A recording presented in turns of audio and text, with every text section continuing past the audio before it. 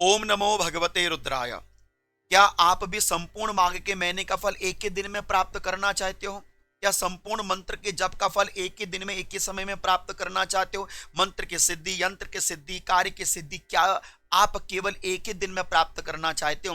तो इसको आप कहीं हल्के में मत लीजिएगा। 1 फरवरी सन 2026 ये माघ के महीने का अंतिम दिन है। इस दिन तिथि है पूर्णिमा, वार है इस दिन रविवार, नक्षत्र है पुष्य। और आपको बताऊं पुष्य नक्षत्र की क्या मैं शास्त्र में लिखा है कि सर्व सिद्धि करह पुष्यम। जो कार्य किसी नक्षत्र में सिद्ध नहीं हो पाते, जिन कार्यों की प्रगति किसी नक्षत्र में सिद्ध नहीं हो पाती, उनके लिए यह पुष्य नक्षत्र निर्मित है। इसलिए जो भी कार्य आप पुष्य नक्षत्र में करते हैं वह अमृत के समान अजर अमर हो जाता है और पुण्यकारी फल हमको प्रदत्त करता है। इसलिए रवि पुष्य अमृत योग में आपने क्या क्या करना है और माघ के महीने का संपूर्ण फल आपको कैसे प्राप्त होगा, मैं आपको जानकारी देने का प्रयास कर रहा हूं। बड़ी ध्यान से सुनिएगा। रवि पुष्य अमृत योग माघ के अंतिम दिन में पूर्णिमा के दिन आपको प्राप्त होगा। इसलिए पहला तो कार्य आपने माघ की पूर्णिमा का व्रत करना चाहिए। जो भी माता माघ की पूर्णिमा का व्रत प्रारंभ करना चाहती हैं उनके लिए भी यह दिन सर्वोत्तम है और सबसे अच्छा दिन है। रवि पुष्य अमृत योग में वस्तुतः आपको रवि अर्थात सूर्य भगवान का विशेष पूजन करना चाहिए। यह नक्षत्र 8वां है, इसके देवता बृहस्पति हैं, इसलिए रवि और बृहस्पति का सुंदर संयोग आपको प्राप्त होता है 1 फरवरी को। तो सूर्य भगवान से निमित्त आपने जुड़े हुए कुछ विशेष कार्य करने चाहिए। रवि पुष्य अमृत योग में आपने संपूर्ण माह का फल भी प्राप्त यदि करना हो, प्रातः काल जल्दी उठें, सूर्य भगवान को अर्घ्य देना ना बोलें, काले तिलों से स्नान करें, काले तिलों का प्रयोग करें, काले तिलों से सूर्य भगवान को अर्घ्य दें, काले तिलों से भगवान शिव का पूजन करें, काले तिलों से आप हवन यज्ञ इत्यादि भी कर सकते हैं, काले तिलों से आप माता लक्ष्मी का सुंदर अभिषेक भी कर सकते हैं जलयुक्त। यदि आपके पास यंत्र है तो इस दिन आप यंत्र की प्रतिष्ठा भी कर सकते हैं, और यदि प्रतिष्ठित यंत्र है तो इस दिन आपको प्रतिष्ठित यंत्रों को स्नान इत्यादि जरूर करवाना चाहिए। ऐसे रवि पुष्य अमृत योग में, गुरु पुष्य अमृत योग में यंत्रों की पूजा का बड़ा विशेष महत्व रखा जाता है। रवि पुष्य अमृत योग में आपको भगवान शिव का अर्चन वंदन जरूर करना चाहिए। रवि पुष्य अमृत योग में केवल एक बार चढ़ाएगा जल का लोटा अनंत गुना आपको फल देता है। एक बार चढ़ाया गया पुष्प आपके जन्म जन्मांतरों के पापों का क्षय कर देता है। इसलिए रवि पुष्य अमृत योग में एक पुष्प एक जल का लोटा भी आप महादेव पर अर्पित करें तो वो अमृत के समान फलदायी होता है।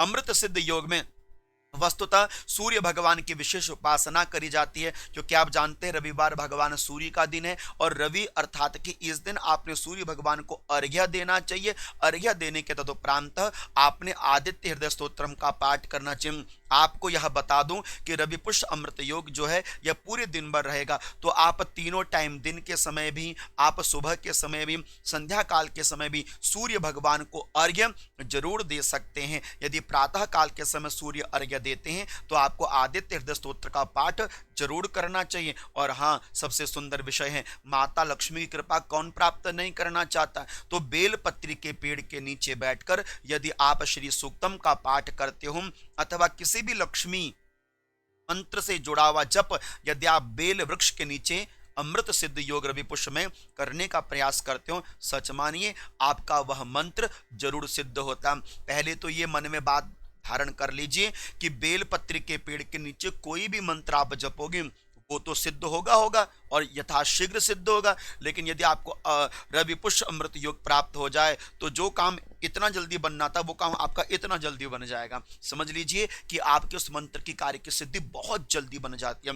इसलिए रवि पुष्य अमृत योग में बेल वृक्ष की छांव में बैठकर मंत्र का जप करना, कोई भी पाठ करना, कोई माता संतान की कामना के लिए संतान गोपाल का पाठ कर रही है, लक्ष्मी की कार्य की सिद्धि के लिए, बाधा निवृत्ति के लिए कोई भी मंत्र जप आप कर रहे हैं, जो फल आपको सूर्य ग्रहण में मिलता है ना, लेकिन कब मिलेगा उसकी गारंटी नहीं है। लेकिन रवि पुष्य अमृत योग में आप बेल के छांव के नीचे बैठकर जो जप करोगे उसकी गारंटी पक्का है। क्यों? क्योंकि महादेव के वृक्ष के नीचे बैठकर आप जप कर रहे हैं। इसलिए आप यह कार्य जप सिद्धि से जरूर कीजिएगा। आपके घर में कोई भी यंत्र है, श्री यंत्र है, कुर्म पृष्ठ यंत्र है, भूपृष्ठ यंत्र है, कोई भी यंत्र आपने घर में स्थापित करके रखे हुए, तो अनार के रस से आप यंत्रों को स्नान करवाया करो।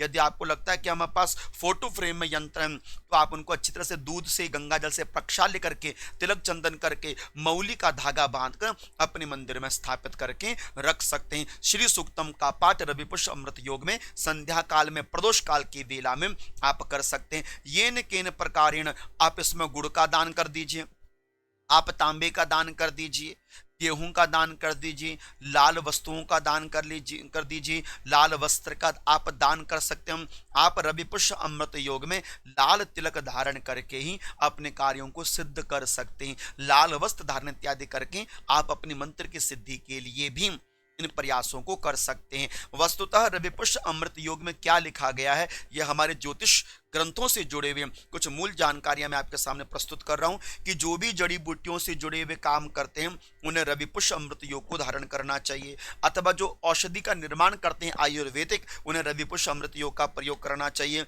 यंत्र मंत्र तंत्र आदि के लिए रवि पुष्प अमृत योग का खूब सहारा लेना चाहिए। आपके पास भोजपत्र है तो आप भोजपत्र में कोई भी विशेष मंत्र लिखकर उसकी प्रतिष्ठा यदि रवि पुष्प अमृत योग में करके उसको धारण कर लेते हैं किसी भी रूप से, वो आपके लिए बड़ा फलदायी रह सकता है।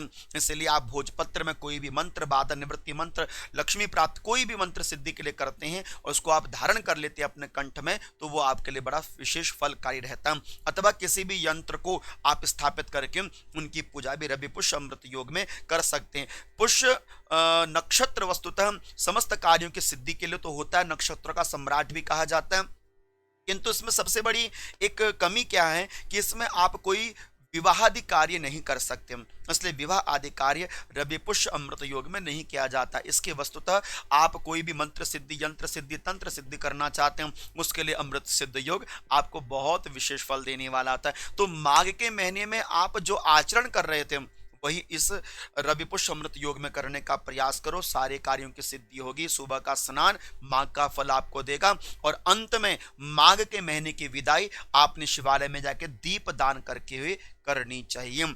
संपूर्ण माघ का फल आपको प्राप्त होगा इस रवि पुष्प अमृत योग में। दान पुण्य करो, सत्कर्म करो, खूब महादेव का नाम लिया करो, बाबा की कृपा बनी रहे, महादेव की कृपा बनी रहे, आपका जीवन सदैव सुयोग्य बने, निरोगी बने। इसी मंगल कामना के साथ यह रवि पुष्प अमृत योग में आपको एक और विशेष कार्य करना चाहिए। क्या? इस दिन आपको महादेव को दो चीजें अर्पण करनी चाहिए। एक तो पीला पुष्प अर्पण करना चाहिए, क्योंकि जो रवि पुष्प नक्षत्र है इसके देवता बृहस्पति हैं, बृहस्पति का जो कलर है वह पीला है, तो इसलिए आप पीली चने की दाल भगवान शिव पर चढ़ा दीजिए, आप गुड़ भगवान शिव पर चढ़ा दीजिए, और कनेर के पीले पुष्प आपको मिल जाए तो आप हंसते हुए बाबा पर जरूर चढ़ा दीजिएगा। तो ये कुछ कार्य सिद्ध हैं और आशा करता हूं कि आप कर सकते हैं, विशेष कठिनाई नहीं है। मेरा औचित्य है केवल एकमात्र आपको भगवान शिव की भक्ति से जोड़ना। मैं कोई भ्रम आपके जीवन में उत्पन्न नहीं करना चाहता। मैं कभी आपसे ये नहीं कहूंगा कि लक्ष्मी की कृपा आपके ऊपर बरस जाएगी। हाँ, इतना जरूर कहूंगा कि मेरी महादेव की कृपा आपके ऊपर जरूर बरसेगी। बस करना क्या है, आपने जो जो मैंने नियम आपको बताए इन नियमों को फॉलो करो। पूर्णिमा का व्रत करते हो तो बहुत अच्छा है, नहीं भी करते हो तो केवल चंद्र दर्शन भी कर लोगे तो भी आपको संपूर्ण फल प्राप्त होगा। तो देखो कितना अद्भुत योग है, करोगे एक काम मिलेगा आपको फल तमाम। केवल एक काम, चाहे रवि पुष्प अमृत योग में पूजन कर लो, चाहे पूर्णिमा का व्रत कर लो, लेकिन फल आपको बराबर मिलने वाला है। इसलिए आशा करता हूं कि ये शुभ कार्य रवि पुष्प अमृत योग में 1 फरवरी को आप जरूर करने का प्रयास करोगे। कृपा महादेव की सदैव आपके ऊपर बनी। आप सभी को प्रेम भरी ओम नमो भगवते रुद्राय, ओम नमो भगवते रुद्राय।